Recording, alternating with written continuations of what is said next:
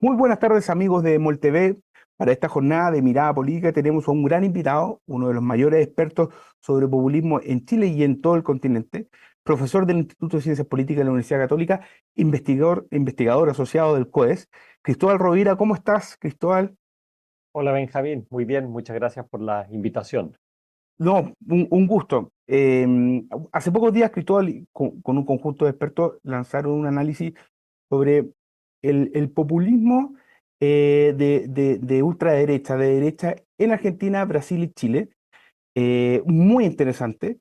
Pero antes de ahondar en ese análisis, quería preguntarte algo súper importante y muy contingente, vinculado a la polarización, porque muchos sondeos, encuestas, apuntan a que la polarización que hay en el país y en general en muchas partes del mundo es un escenario que posibilita el surgimiento del populismo.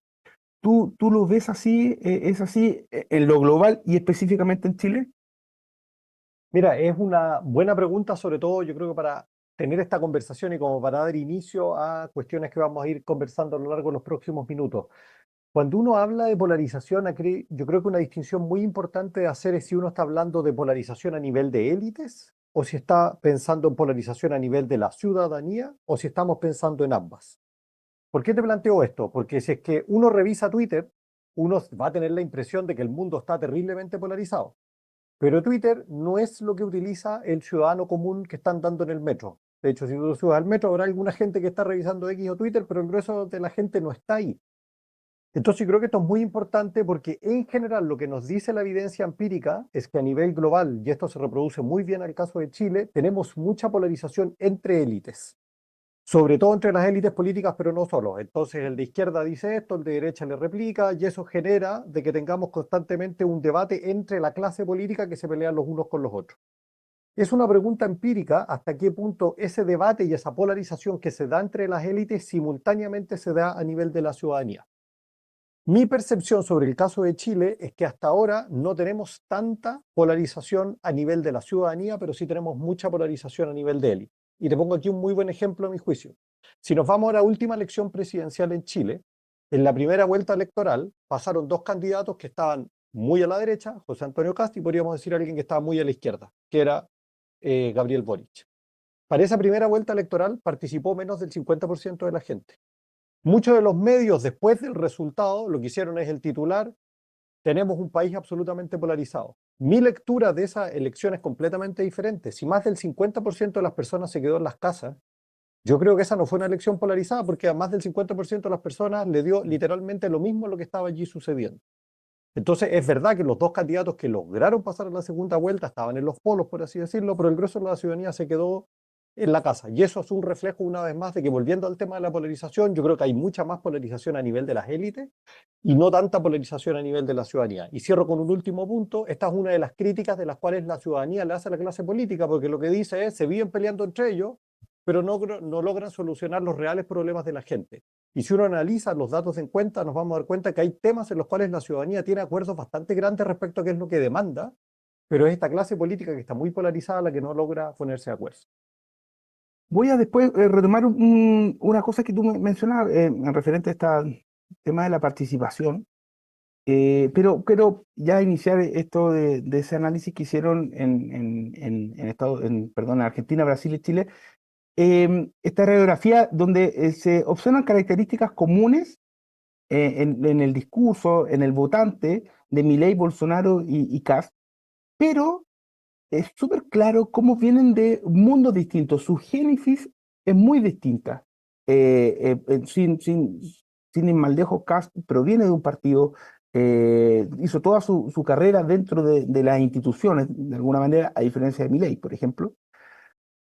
Pero entonces el populista se va adecuando a las características de su país, o por ejemplo, podría funcionar un Milei en Chile. Mira, yo creo que lo que nosotros tratamos de hacer en ese estudio es justamente tratar de analizar cuáles son los puntos en común y los puntos de divergencia que existen entre quienes están apoyando a líderes populistas de extrema derecha en América Latina. Para eso realizamos encuestas de alta calidad en Argentina, Brasil y Chile en un mismo periodo de tiempo que fue a fines del año pasado. En el caso de Chile hicimos la encuesta justo antes del plebiscito constitucional En el caso de Brasil no se venían elecciones, por lo tanto hicimos la encuesta en diciembre, y en el caso de Argentina lo hicimos justo antes de la primera vuelta. Y son cuestionarios que son idénticos para los tres países. No quiero ahondar en cuestiones metodológicas, pero son encuestas que son cara a cara, con números de encuestados muy grandes, con muestreos que son representativos de la población, por lo tanto son de alta calidad. Y justamente ahí queremos ver dónde está la raíz en común para sondear una cuestión que tú indicas, porque es verdad que estos tres liderazgos tienen diferencias importantes entre ellos. Recordemos que Bolsonaro es un ex militar, no es un civil que después se traspasa al mundo político y que tiene una larga carrera política desde mucho tiempo, aun cuando se presenta como un antipolítico. José Antonio Kast, como tú bien dices, es un político de tradición que viene de la derecha convencional y que después se sale y forma su nuevo partido, y Milei es un clásico ejemplo de un outsider que dispara contra toda la casta. Pero nosotros sabemos por estudios en política comparada que las ideas que desarrollan esos actores, aun cuando sus trayectorias son muy diferentes, son bastante similares, que nos permite pensar que son proyectos populistas de extrema derecha. Lo que nosotros no sabemos es si sus votantes son similares o no. Entonces, justamente por eso llevamos a cabo estas encuestas, para tratar de detectar si es que hay un cemento que los une. Y ahí yo creo que hay dos hallazgos interesantes. Uno, que quizás es contraintuitivo, es que a nivel sociodemográfico, los votantes de Kast, de Bolsonaro y de Milei son muy diferentes. Y cuando estoy pensando en sociodemográficos, estoy pensando en variables como nivel socioeconómico, nivel educacional, género, edad. Lo que encontramos es un mapa de muchas diferencias. Por ejemplo, sabemos que el votante de Javier Milei es muy joven, pero eso no es lo que está pasando con el votante de Kast o lo que está pasando con el votante de Bolsonaro. O nos damos cuenta, por dar un ejemplo, que el voto para Bolsonaro tiende a ser de mayor educación y un poquito de clase más alta, lo cual no sucede necesariamente en el caso de Chile. Entonces, con esa primera foto sociodemográfica, lo que encontramos son muchas diferencias. Lo interesante que es lo que es de que los datos de las encuestas nos permiten ver cuáles son las ideologías de los votantes. Y en todas las variables ideológicas que nosotros tenemos encontramos un patrón muy claro. Se trata de personas que están muy a la derecha en todas las dimensiones. ¿A qué me refiero con esto? Son personas que están muy a favor del libre mercado, que son muy conservadoras frente a temáticas morales como puede ser el aborto o el matrimonio igualitario. Son personas que demandan mucha mano dura, mucha más mano dura que el grueso de la población. Son personas que tienen tendencias antimigratorias, antifeministas, y lo que es más importante es que los índices de apoyo a la democracia son personas que tienden a ser más autoritarias. Entonces, resumo esto diciendo, son votantes que sociodemográficamente son muy diferentes, pero que a nivel ideológico son un verdadero cemento, por así decirlo, que los unifica a estos votantes a pesar de sus diferencias sociodemográficas. Y por lo mismo, y con esto cerramos el estudio planteando que lo más probable es que lo que estamos viendo es un proceso de realineación del electorado en América Latina. ¿Y a qué es lo que me refiero con esto? De que estos votantes lo que logran hacer es cautivar a un nicho de votantes que, aun cuando sociodemográficamente puedan ser muy diferentes, ideológicamente son muy similares. Por lo mismo, yo no sé qué es lo que va a pasar con Milei el día de mañana. Puede que desaparezca de Argentina. De hecho, pensemos que Bolsonaro no puede competir en elecciones hasta el 2030, pero nuestros datos lo que nos reflejan es que el bolsonarismo llegó para quedarse. Y eso yo creo que es uno de los hallazgos más interesantes del estudio. Justamente eso era, iba a apuntar mi siguiente pregunta, porque uno de los segmentos analizados en el caso del chileno, con CAS, es el que tiene mayor identificación partidaria en un contexto, en un país donde la crisis de los partidos está muy fuerte. Entonces, ¿tú crees que más allá de CAS, el Partido Republicano tiene un futuro relevante a largo y mediano plazo? Y también lo pregunto porque surge el Partido Republicano, pero ya está surgiendo uno nuevo, quizás más a su derecha, o un movimiento más a su derecha que puede ser Kaiser, o uno más o menos parecido que es el Partido Social Cristiano. Mira, una muy buena pregunta, sobre todo para situar el caso de Chile en perspectiva comparada, porque yo creo que una de las cosas que a veces no pasa es que uno mira solo el caso de Chile, pero sin tener en consideración lo que está sucediendo en otras partes del continente o más allá del continente. Y una de las cuestiones que llama la atención de Chile cuando uno observa los datos es justamente lo que tú dices, que es la poca identificación con los partidos políticos. Si nosotros nos comparamos con Argentina y nos comparamos con Brasil, nos vamos a dar cuenta que Chile es muy atípico, porque el grueso de los ciudadanos, más del 50% de la población, dice no identificarse con ningún partido político. En Argentina y Brasil es alrededor del 25% de las personas que dice que no se identifica, y el 75% sí se identifica. Entonces, esto nos muestra que algo hay en Chile que está pasando, que es una historia más chilena que argentina y brasileña, de muy baja identificación con los partidos políticos. Un hallazgo interesante es que tanto en Argentina, Brasil y Chile, aquellas personas que votan a la ultraderecha, que votan a Kast, que votan a Milei, que votan a Bolsonaro, tienden a tener mayores niveles de simpatías con partidos políticos y obviamente con determinados partidos políticos que son los partidos que están más a la derecha. Entonces, si uno analiza esto para el caso de Chile, ¿qué es lo que estamos viendo? De que aun cuando el grueso de la ciudadanía no se identifica con partidos políticos, nos damos cuenta que el votante de acá se identifica mucho más con partidos políticos y nos lleva a sustentar un poco la tesis que tú estás diciendo, y es que lo más probable es que, no me atrevería a decir todavía si es el Partido Republicano la marca definitiva, pero aquello que acá se está movilizando es un grupo de personas que tiene un cemento ideológico importante y que lo más probable es que se identifica con alguna formación política que el día de hoy es el Partido Republicano, que el día de mañana podría ser otra, o eventualmente con una constelación de partidos, porque ojo que esta cuestión hoy en día es el Partido Republicano, pero como tú bien dices, hay disputas entre actores al interior y también hay una relación que es conflictiva con los actores de derecha convencional. Algunos que quieren formar una coalición con ellos y otros que no quieren formar una coalición. Pero yo creo que están dadas las condiciones para que ese proyecto político decante y se institucionalice. Una diferencia entre los populismos de derecha con lo que podríamos llamar el populismo de izquierda, a lo mejor que en la década antes pasada representaba este socialismo bolivariano, es que entran al poder y han salido del poder. Por ejemplo, con toda la polarización que dejó Trump en Estados Unidos, que evidentemente es otra cosa, pero Bolsonaro en Brasil, dejaron sus cargos, reitero, pese a todo lo tumultuoso que fue. Pero no así Nicolás Maduro, por ejemplo, en Venezuela. Ahí, ¿por qué hay una diferencia en eso?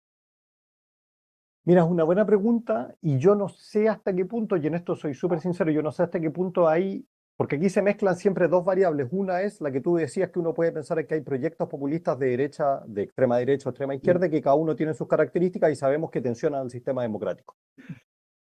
Y la pregunta que uno se hace es por qué bajo algunas situaciones logran de alguna manera ceder el poder relativamente pacíficamente, porque recordemos que tanto el Brasil como en Estados Unidos fue relativo lo pacífico, mientras que en otros casos parece que se anquilosan en el poder. Y yo creo que parte de la explicación, sobre todo en el caso venezolano, es que esto tiene que ver con la fórmula como fue evolucionando ese régimen, sobre todo por la vinculación con el aparato militar Mm. que lo hizo una conexión muy directa y que eso obviamente hizo de que el aparato represivo vaya directamente de la mano con el poder ejecutivo, cosa que cuando hay que ceder el poder hay intereses creados por parte y parte, tanto por el aparato militar como por el aparato ejecutivo para decir en realidad a nosotros no nos conviene, la élite que está gobernando, ceder el poder. En el caso de Brasil, nosotros sabemos que algo de eso hubo, porque Brasil viene del mundo militar, Bolsonaro trata de conquistar ese mundo militar, pero no tuvo la fuerza definitiva para hacerlo. Entonces yo creo que aquí un actor clave para entender por qué a veces se logra esa transición pacífica y otras no, es hasta qué punto ese populismo de extrema derecha, populismo de extrema izquierda, logra vincularse de manera efectiva con el aparato militar o no, porque Ujú. eso es lo que allana el camino o no lo allana para que pueda haber un proceso de transición hacia quien gana o no las elecciones o a reconocer los resultados de esas elecciones. Es una condición per se del populismo, de izquierda o de derecha, tener una característica autoritaria. O sea, se puede observar un populismo a lo mejor no tan autoritario, no con esa actitud, que en algunos casos los llevan a no entregar el poder, pero otras veces entregarlo con mucha renuencia. Mira, aquí lo que pasa, y esto es una cuestión como más conceptual, teórica, si tú quieres, el populismo como nosotros generalmente se define en la ciencia política hoy en día es una ideología política que se caracteriza por plantear de que existe una tensión o un Ujú. conflicto inherente entre el pueblo, que es bueno, y la élite, que es mala, y lo que hay que hacer es defender la soberanía popular a como dé lugar. Mm. Esa es como la concepción básica. Desde esa concepción uno podría decir el populismo es muy democrático, porque lo que está diciendo es que el pueblo tiene que tener la capacidad de autogobernarse y cada vez que exista alguna élite que se oponga contra los designios del pueblo, hay que atacarla, ¿sí? Y suena en teoría a nivel abstracto como algo bastante democrático. Ahora bien, ¿cuál es el problema? Que cuando hoy en día pensamos en regímenes democráticos, estamos pensando no solo en la cuestión de que el pueblo tenga la capacidad de autogobernarse, sino que simultáneamente existan determinadas instituciones, que son lo que se llaman las instituciones de la democracia liberal, de que pueden poner límites a aquello que las mayorías quieren hacer. Y por lo tanto necesitamos determinadas instituciones autónomas que van a controlar muchas veces qué es lo que la mayoría quiere. Ejemplos concretos, en la mayoría de los países del mundo tenemos tribunales constitucionales que no son elegidos ni por ti ni por mí y que tienen la capacidad de limitar lo que la mayoría quiere, por dar un ejemplo en el Congreso. Tenemos bancos centrales autónomos, que son los que definen cuál va a ser la política monetaria de un país, independiente que el presidente sea de izquierda o sea de derecha, y son los que toman decisiones por determinadas temáticas. Los populistas, ¿qué es lo que hacen o cuál es su malestar contra el sistema democrático? Justamente contra esas instituciones de la democracia liberal, que son las que ponen un límite a la capacidad que tiene quien gobierna a poder gobernar, por así decirlo, a su propio interés sin tener que tener en consideración estas opiniones de la minoría. Entonces, volviendo a tu pregunta, ¿son los populistas inherentemente autoritarios? Yo diría que depende un poco de cuál es el concepto de democracia que uno tiene. Si uno tiene el concepto de democracia liberal, que me atrevería a decir que es el concepto dominante hoy en día, nos vamos a dar cuenta que lo que hacen los populistas, tanto de derecha como de izquierda, es tensionar ese sistema democrático porque van a criticar la existencia de esas instituciones autónomas. Y eso es obviamente lo que tensiona el sistema democrático. Y cierro con una última cuestión, lo que es complejo es que detrás de esa crítica de los populistas a las instituciones autónomas, muchas veces hay un dejo de verdad. No es de que sea absolutamente inverosímil su crítica, porque lo que van a decir, por dar un ejemplo, si pensamos en el contexto europeo, es que esas instituciones autónomas tienen tanto poder que limitan la capacidad del pueblo para autogobernarse. Pensemos en Europa cuando vino la gran recesión, el Banco Central Europeo impone políticas de austeridad para el grueso de Europa y los españoles, las personas en Grecia, las personas en Italia tienen que aceptar las reglas del juego que les dictan desde Bruselas. Y mucha gente con justa razón dice, es realmente un sistema democrático si nosotros no tenemos la capacidad de autogobernarnos. Entonces hay una crítica que tiene una relativa validez y eso es lo que explotan estos actores populistas. Justamente a propósito del concepto de democracia liberal, cito un poco a Innerarity, que alguna vez lo escuché decir que al final, de alguna manera, la democracia liberal occidental no está preparada para frenar estos fenómenos de populismo ultraderecha, y por eso lo estamos viendo en países europeos, en Estados Unidos, por ejemplo, pero que sí tenía una capacidad para que pasaran y las instituciones amortiguaran ese paso y luego salieran, sin cambiar mucho el escenario. Que es una crítica también que pueden hacer la gente cuando dice que, bueno, que al final da lo mismo que el gobierne porque no cambian mucho las cosas. Bueno, esto de alguna manera a la inversa. ¿Tiene Chile instituciones sólidas como para amortiguar un eventual paso de un populismo muy potente? A lo mejor no necesariamente de José Antonio Kast, pero de otro. Obviamente la respuesta la vamos a saber después de saberla ex ante siempre va a ser complejo, pero yo creo que tenemos determinados atisbos que nos ayudan a pensar hasta qué punto esto podría ser así o no. Y yo creo que una señal que hemos tenido y que quizás ha sido una lección dolorosa para tanto para la clase política como para la sociedad, es lo que ha pasado en los últimos 5 años. Yo estoy pensando que estamos en un momento en el cual se ha hablado mucho del estallido social, 5 años después, y lo que nos damos cuenta es que después del estallido social se pensó que había una fórmula de canalizar esta cuestión que fue a través de un proceso constitucional.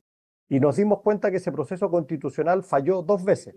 En términos muy simples, falló la primera vez, estoy simplificando la historia, pero porque quizás se armó una propuesta que estaba muy a la izquierda, y la segunda vez porque hubo una propuesta que se armó demasiado a la derecha. Pero lo que vemos es que hubo un intento deliberado a través de las instituciones de solucionar el conflicto y nos dimos cuenta que las instituciones no dieron el ancho o la clase política no dio el ancho y todavía tenemos un sistema político que sigue operando, por así decirlo. Entonces esa sería una señal, por un lado, para ser positivos y decir, mira, tuvimos momentos de máxima tensión en el país y pudimos procesar esos conflictos a través de las instituciones. Y eso sería una fórmula de decir, en realidad las instituciones son lo suficientemente robustas. Pero yo creo que también hay motivos para invertir el argumento y podríamos decir, si es que nosotros vemos qué es lo que se ha logrado después de 5 años, las demandas del estallido social siguen absolutamente latentes. Y creo que los conflictos que estamos viendo que están apareciendo últimamente, caso Hermosilla, líos que tenemos con la fiscalía y cuestiones por el estilo, nos muestran que muchas de las tensiones que teníamos 5 años atrás siguen estando presentes al día de hoy y pareciera ser de que nuestro diseño institucional lo logra procesarlas de una manera eficiente. Entonces, por eso yo creo que aquí hay signos que nos apuntan tanto en una dirección como por la otra respecto a qué es lo que pasaría así, por así Mm, decirlo. mm. Y la llegada de gobiernos con líderes de ultraderecha implica en muchos casos un castigo a las izquierdas incumbentes, en muchos casos, como fue bueno, cuando ocurrió en Brasil y en Argentina. En ambos casos con mucho desgaste, porque venían de periodos gobernando muy largos y con problemas económicos en el caso de Argentina muy fuertes y de corrupción en Brasil. Pero hay una pérdida de sintonía, porque mucho se habla también de esta idea del discurso de la izquierda preocupada de cosas más identitarias y no de cosas más que engloben a toda la población, a todo el votante. Y eso también ha llevado a inclinarse por la derecha o por la ultraderecha. ¿Es así? Mira, yo creo que obviamente hacer generalizaciones para todo el Sí. mundo es complejo, pero a grandes rasgos yo tiendo a ser un poquito más escéptico de ese argumento. Y en parte recojo lo mismo que tú dices. Si uno trata de pensar de por qué Milei gana en Argentina y por qué Bolsonaro gana en Brasil, ¿es realmente porque la izquierda en Brasil y la izquierda en Argentina se volvieron identitarias y se pusieron a hablar de esos temas? Yo lo dudo. Yo creo que el mayor motivo respecto a por qué Bolsonaro triunfa es porque hubo una crisis económica en Brasil, un escándalo de corrupción gigantesco que afectó a toda la clase política, no solo al PT. No olvidemos esto, el voto Bolsonaro fue un voto anticasta, ante todo el sistema político, y Bolsonaro fue la persona correcta con el mensaje correcto en el momento correcto, por así decirlo. Pero no es de que el PT se haya vuelto identitario lo que nos explica el surgimiento de Bolsonaro. Y si nos vamos al caso de Argentina, lo que nos vamos a dar cuenta es que hay una crisis económica de proporciones, que se apostó primero por una derecha convencional que supuestamente, estoy pensando en Macri, que dijo que iba a solucionar la economía, no lo logra, se vuelve al peronismo, que no logra mejorar la situación y muchos votantes están frustrados con el sistema y dicen, votamos por castigar a la casta política y le damos un voto de confianza a Milei para que haga lo que tenga que hacer. Pero nuevamente no veo de que sea la cuestión identitaria lo que explique aquello. Y inclusive si pensamos en el caso de Chile, que sería el contraejemplo, que lo que tenemos es que Kast no logra ganar, ¿por qué logra ganar Boric? Yo creo que en gran parte Boric logra ganar por un lado, por la capacidad que tuvo de canalizar una demanda que recuerda que veníamos desde el estallido social, donde se plantearon una serie de temáticas que Boric, en cierto sentido, el Frente Amplio son los quienes venían levantando esas demandas. Y simultáneamente no olvidemos que la derecha de Sebastián Piñera, que hoy en día la imagen de él se ha levantado, pero no recordemos que cierra su gobierno con tasas de aprobación bajísimas, con toda la derecha absolutamente fragmentada. Entonces, parte también del éxito de Boric es por un castigo a la derecha. Mm. Entonces, por esto es volviendo a la idea de que es esta excesivo énfasis en la cuestión identitaria lo que explica la crisis o el surgimiento de la ultraderecha. Yo creo que es bastante más complejo que eso, sobre todo al menos si comparamos estos tres países de América Latina. Bueno, se suele decir que el populismo es casi una invención latinoamericana del siglo XX, con Getúlio Vargas o Perón incluso en Argentina, pero nunca se había dado el caso de que justamente lo que mencionábamos, democracia, uno pensaba muy consolidada, han tenido fenómenos de populismo, tanto en elecciones nacionales o regionales. Em, Siendo muy cuidadosos, pero ¿qué pasa por ejemplo, una demanda muy importante en el último tiempo, que es la transparencia, que es muy exigida, pero por lo mismo hace que instituciones estén mucho más cuestionadas, con justa razón, evidentemente, pero hace que instituciones que a lo mejor antiguamente no requerían escándalos tan continuamente, ahora sí los tienen. Esa demanda de transparencia ha tenido un impacto en este surgimiento de populismos. Yo creo que en parte sí, y esto se retrotrae a una cuestión de que la observamos en Chile como en el mundo en general, o sobre todo en las economías más avanzadas, de que si nosotros tomamos como una larga periodo de tiempo, estoy pensando 20, 30, 40 años, lo que nos vamos a dar cuenta es que había un cambio estructural en la ciudadanía. Tenemos ciudadanos que hoy en día están mucho más educados, que están más informados y que demandan determinadas cuestiones que hace 20, 30, 40 años no se demandaban. Y eso hace de que sea un electorado que sea más fluido, que se identifique menos con partidos políticos, que esté más dispuesto a castigar a quien esté gobernando si es que eventualmente aparece, por dar un ejemplo, un escándalo de corrupción. Quizás hace 20, 30 años atrás tú y yo teníamos una marca partidaria, decíamos Mm. este es mi partido y me da lo mismo si es que me dicen de que fue corrupto o no, igual lo voy a seguir votando. Hoy en día esas lealtades se han ido volviendo más complejas, en parte porque tenemos ciudadanías que son más educadas y que demandan más. Y simultáneamente tenemos medios de comunicación y tenemos organismos autónomos que tienen mayor capacidad de fiscalización.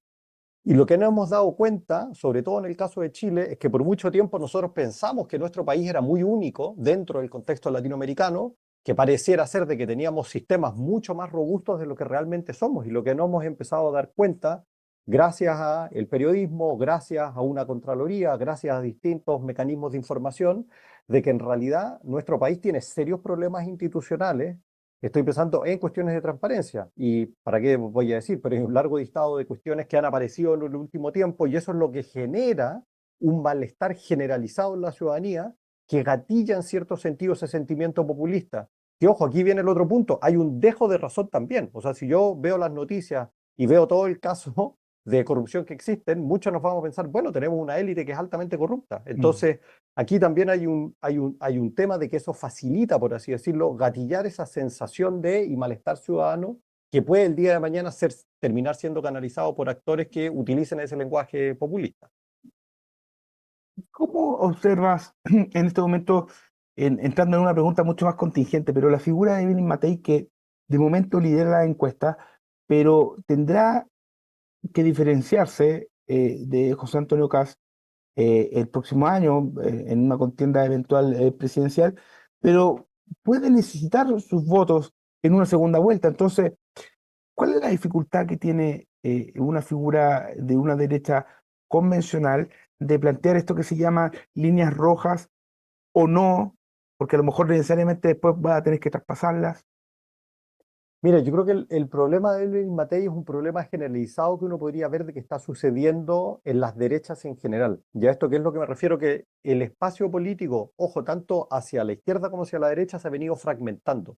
Antiguamente teníamos partidos de centro derecha que lograban conquistar a prácticamente todas aquellas personas que se identificaban en el espectro de la derecha y hoy en día tenemos ese espacio político mucho más fragmentado entre dos grandes fuerzas, una que podríamos llamar más de ultraderecha y una derecha convencional. Ya hay una disputa muy seria entre esos partidos y la pregunta que muchos se hacen es decir, bueno, en realidad lo que podría suceder es una coalición entre ambas fuerzas, tienen el 50% de los votos y de esa manera podrían gobernar. Entonces yo creo que parte del dilema que hoy en día tiene Evelyn Matei es justamente ese. Se plantea como una fuerza que se trata de diferenciar de la ultraderecha y decir yo tengo un camino propio y tengo muy poco que ver con ustedes, o al revés, dice, mira, tenemos algunas diferencias, pero en principio no tengo ningún problema en que podamos Mm. seguir un camino en conjunto. ¿Qué es lo que la evidencia empírica nos muestra si es que uno analiza a grandes rasgos lo que ha pasado en otras partes del mundo? Es que cuando ambas derechas están dispuestas a coalicionarse y no tienen gran interés en diferenciarse, quien termina ganando es la ultraderecha a costa de la derecha convencional.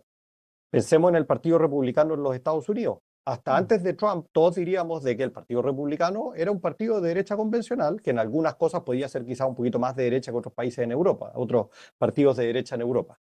Pero ¿qué es lo que vemos de que, sobre todo después de la gran recesión y cuando apareció el Tea Party, que empieza a aparecer una fracción mucho más de derecha radical dentro del Partido Republicano, lo que termina pasando es que esa facción termina comiéndose al partido. John McCain, que fue candidato presidencial, que venía en realidad del ala conservadora, pero no radical, decía establecer una alianza con Sarah Palin, que viene del Tea Party, la pone como candidata a vicepresidenta, pensando, bueno, nos juntamos, ganamos la presidencial y yo controlo. Pierden la presidencial y quien termina controlando después el partido del Tea Party junto con Donald Trump a tal punto que John McCain cuando fallece termina siendo como un outsider dentro de ese partido. Entonces, si yo replico esa historia para lo que está pasando en Chile, yo creo que ese es justamente el gran dilema que tiene el día de hoy Evelyn Matei. ¿Puede establecer una coalición con José Antonio Kast? Yo creo que sí, y eventualmente podrían ganar. Pero lo que va a terminar sucediendo a largo plazo es que el proyecto de una derecha convencional yo creo que va a terminar siendo fagocitado por esa otra ultraderecha. Vámonos a Argentina. ¿Qué es lo que va a pasar con Macri y el PRO después de Milei? Ese es mi gran temor, de que en el fondo al formar esa coalición, y no olvidemos que Milei hace toda su campaña política en contra de PRO y el Macri, diciendo que era una casta política corrupta, Y Macri se demora menos de 24 horas en establecer una coalición y decir vamos juntos a gobernar. Y mi apuesta es que yo creo que después de eso, el PRO como partido de derecha convencional lo más probable es que va a desaparecer y se va a transformar en una suerte de pseudo versión light de una ultraderecha. Yo creo que ese es el temor que yo también observo para Chile en una potencial coalición entre Evelyn Matei y el Partido Republicano. Em, ¿Qué pasa? Tú algo lo mencionabas al principio, en la primera pregunta, respecto al tema de la elección presidencial 2021, en que al final votó en la primera vuelta menos del 50%, en la segunda vuelta votó un poco más del 50%, pero muy poco. Ahora con el voto obligatorio. Tuvimos tres experiencias, el plebiscito de salida, donde del año 2022, la elección de los convencionales de la segunda etapa y el plebiscito del año pasado.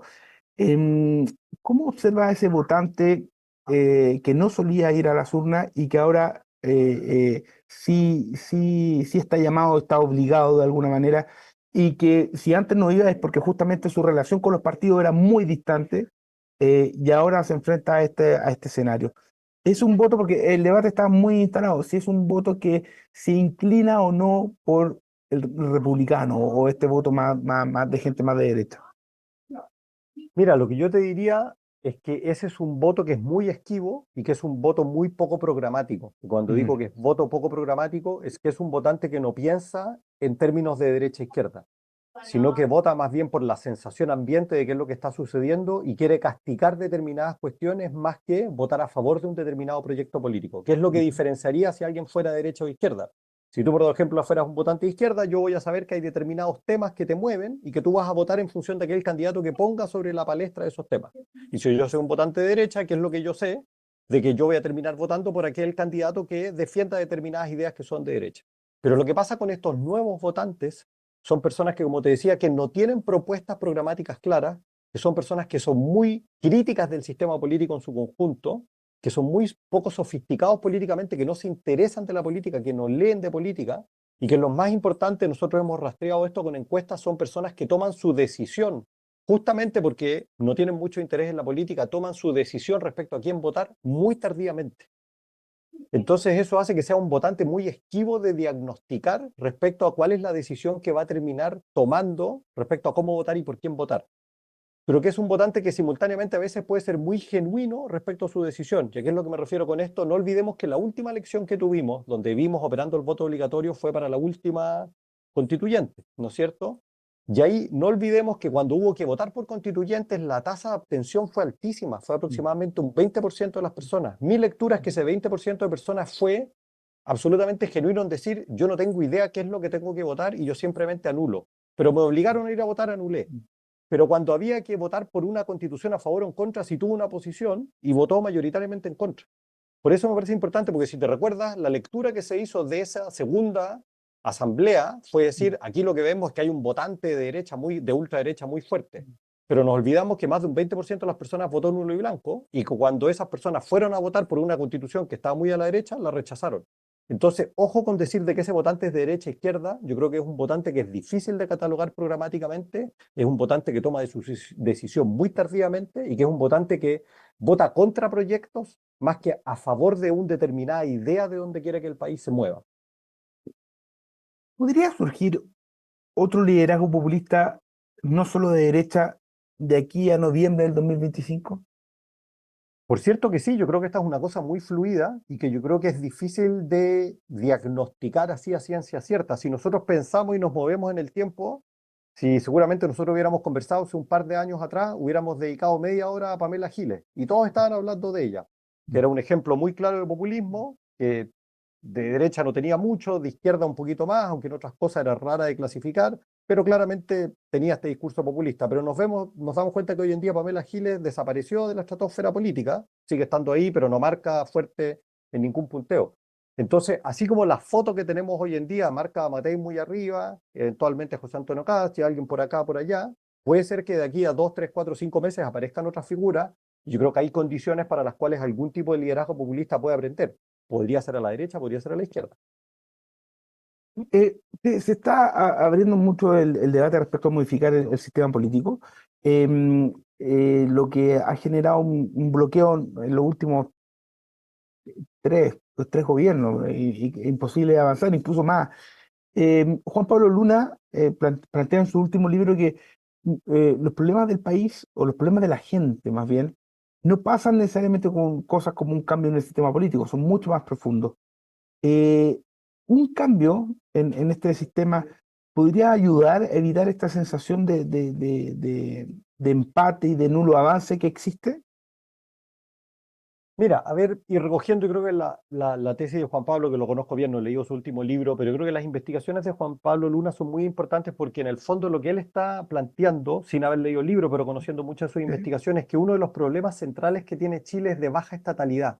Por mucho tiempo nosotros creíamos que Chile tenía este estado que en perspectiva comparada dentro de América Latina era un estado robusto, pero nos hemos dado cuenta últimamente que ese estado no era tan robusto como pensábamos. Un ejemplo emblemático es todo el tema de criminalidad que tenemos hoy en día y nos damos cuenta que el Estado no da el ancho para combatir esta cuestión.